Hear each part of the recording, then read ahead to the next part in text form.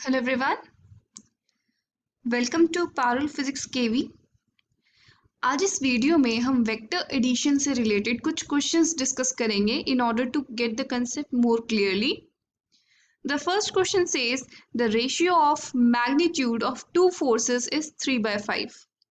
दो फोर्सेस हैं, उनके मैग्नीट्यूड का रेशियो दिया हुआ है हमें 3/5। The resultant is 35 Newton. दो फोर्सेस हैं, वेक्टर क्वांटिटी है, force is a vector quantity, तो उसको हम डायरेक्टली तो ऐड कर नहीं सकते। जो उनका रिजल्टेंट वेक्टर आएगा उसका मैग्नीट्यूड हमारे पास 35 न्यूटन दिया हुआ है। The angle between the vectors is 60 degree. Find the magnitude of each force. दोनों फोर्सेस का हमें मैग्नीट्यूड निकालना है। सो क्वेश्चन के अकॉर्डिंग हमारे पास दो फोर्स गिवन है, F1 वेक्टर और F2 vector. Let us suppose उनका मैग्नीट्यूड है F1 और F2। तो इन दोनों की रेशियो है 3/5 और इन दोनों के बीच में एंगल है 60 डिग्री। हमें बताना है F1 की वैल्यू कितनी है और F2 की वैल्यू कितनी है। क्वेश्चन के अकॉर्डिंग एक और चीज गिवन है कि जो रिजल्टेंट वेक्टर आया है उसकी लेंथ कितनी है, 35 Newton. It means the force का रिजल्टेंट फोर्स का magnitude is 35 Newton. So if resultant vector r vector is equal to f1 vector plus f2 vector, this implies r की वैल्यू है हमारे पास 35 न्यूटन। इसको सॉल्व करने के लिए we'll assume that f1 upon f2 is equal to 3x upon 5x. It means f1 की value हमारे पास 3x है और f2 की वैल्यू हमारे पास 5x है। ये दोनों न्यूटन में है। Now we know r is equal to f1 square plus f2 square plus 2f1 f2 cos theta whole under root. ये हमारा रिजल्टेंट वेक्टर के मैग्नीट्यूड का फॉर्मूला होता है। नाउ लेफ्ट साइड हमारी किसके बराबर है, 35 के बराबर है, और राइट साइड में अगर हम रखें तो 3x का स्क्वायर, f2 की वैल्यू है 5x का square plus 2 into f1 f2 3x into 5x into cos theta. Theta कितना है, angle between the two vectors is 60 degree. Now I need to solve this. हमें कुछ इस तरीके से मिलेगा, cos 60 की वैल्यू हाफ होती है, so I get 15 over here. इसको ऐड करते हैं, we get 35 is equal to under root of 49x square. Now under root लेंगे तो 7 का स्क्वायर होता है 49, so I get 7x is equal to 35. It means the value of x is equal to 5. 7 5s are 35. So x is equal to 5. तो यहाँ पर हम f1 की वैल्यू कितनी होगी हमारे पास 15 न्यूटन और f2 की वैल्यू होगी हमारे पास 25 Newton.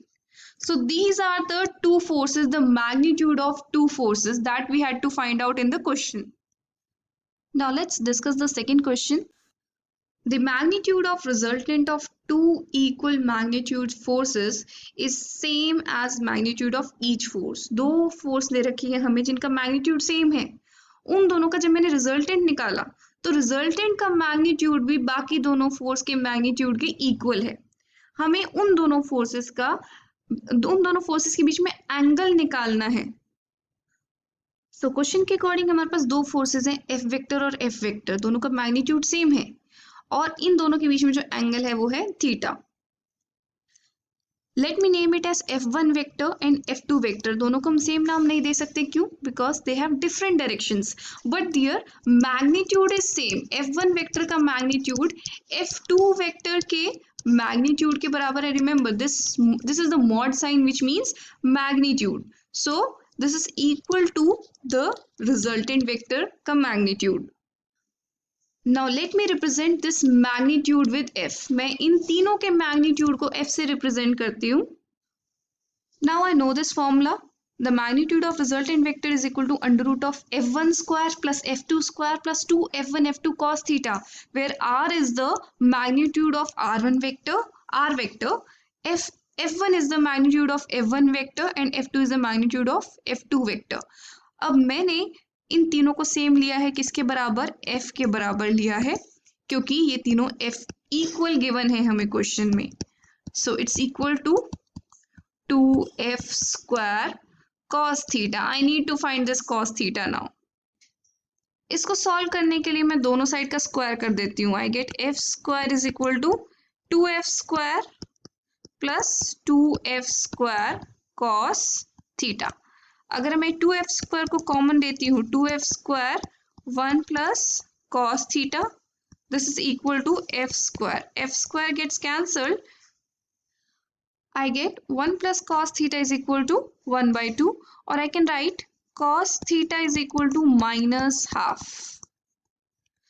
So can I find the value of theta from this expression? From trigonometry, we know this table that for theta, the corresponding value of cos theta is given by this. Now, जब हम 90 को cross करते हैं, then for the next 30 degree, 90 के बाद इन दोनों के बीच में 30 डिग्री का डिफरेंस है, तो 60, इसमें हम 30 डिग्री ऐड कर देते हैं, वी गेट 120 डिग्री। तो यहाँ से मैं वैल्यू रिवर्स में काउंट करनी शुरू कर दूंगी with a negative sign. So here I get minus half. Next, अगर मैं इन दोनों के बीच में डिफरेंस देखूं, यहाँ पर मेरे पास 15 डिग्री का डिफरेंस है, so I will add 15 degree over here, I will get 135 degree. और इसके नेक्स्ट जो वैल्यू है that is 1/√2, I will write 1/√2 with a negative sign. इसी तरीके से 135 के बाद यहाँ पर 45 और 30 डिग्री में 15 डिग्री का डिफरेंस है, so I will write here 150 degree और 150 डिग्री, यहाँ पर हम 30 डिग्री पे अब जंप कर गए हैं जिसकी वैल्यू है √3/2, सो आई विल राइट -√3/2। इसी तरीके से अगर मैं 30 डिग्री से 0 डिग्री पे जंप करती हूँ तो मेरा 30 डिग्री का डिफरेंस आता है, सो आई विल गेट यहाँ पर 180 डिग्री यहाँ पर मिलेगा मुझे अगर मैं 30 डिग्री ऐड करती हूँ तो, and I will get a -1। This is how I move. तो माइनस हाफ की वैल्यू आपको कहाँ दिख रही है?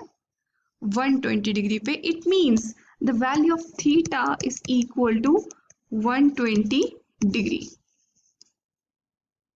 So here if I complete this parallelogram and keep theta is equal to 120 degree, तो इस केस में रिजल्टेंट जो होगा उसकी लेंथ, उस वेक्टर की लेंथ f1 वेक्टर की लेंथ और f2 वेक्टर की लेंथ बराबर होगी, which is equal to f over here. Now let's come to the third question. The magnitudes of the resultants of sum and difference of two vectors are equal. हमारे पास दो vectors हैं, उनका अगर मैं सम लेती हूँ और डिफरेंस लेती हूँ तो मेरे पास दो रिजल्टेंट वेक्टर्स आएंगे। उन दोनों रिजल्टेंट वेक्टर्स का मैग्नीट्यूड सेम है। हमें बताना है what is the angle between these two vectors. जिन दो वेक्टर्स का मैंने सम और डिफरेंस लिया है उन दोनों वेक्टर्स के बीच में एंगल कितना है। तो क्वेश्चन के अकॉर्डिंग देखते हैं, हमारे पास दो वेक्टर्स हैं, p वेक्टर और q vector. Let us suppose r1 vector is equal to sum of p vector and q vector, और r2 वेक्टर में लेती हूँ इन दोनों का difference, p vector minus q vector. इन दोनों r1 वेक्टर और r2 वेक्टर का मैग्नीट्यूड सेम है, तो हमें बताना है p वेक्टर और q वेक्टर के बीच में एंगल कितना है। So can I right this that r1 का magnitude is equal to r2 का मैग्नीट्यूड। दोनों का मैंने फॉर्मूला पुट कर दिया, इसका मैंने मैग्नीट्यूड निकाला, दिस गेट्स द मैग्नीट्यूड, और यहाँ पर मैंने इसका मैग्नीट्यूड मुझे ये मिलेगा। अब मुझे इन दोनों को इक्वल रखना है, अंडर रूट हट जाएगा, तो I will get p² plus q² plus 2pq cos theta is equal to p² plus q² minus 2pq cos theta.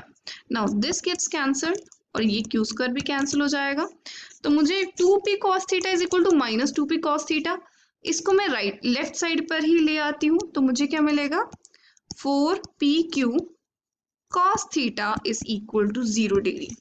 0, it's not 0 degree, it's 0। इसका मतलब cos थीटा कितना है 0, और I can write theta is equal to 90 degree because cos 90 is 0। इसका मतलब p vector और q vector के बीच में एंगल कितना है 90 डिग्री का। तो ये कुछ इस तरीके की सिचुएशन है जहां पर p वेक्टर और q वेक्टर के बीच में कितना एंगल है 90 डिग्री का एंगल है। And this is the resultant r1 vector which is equal to p vector plus q vector.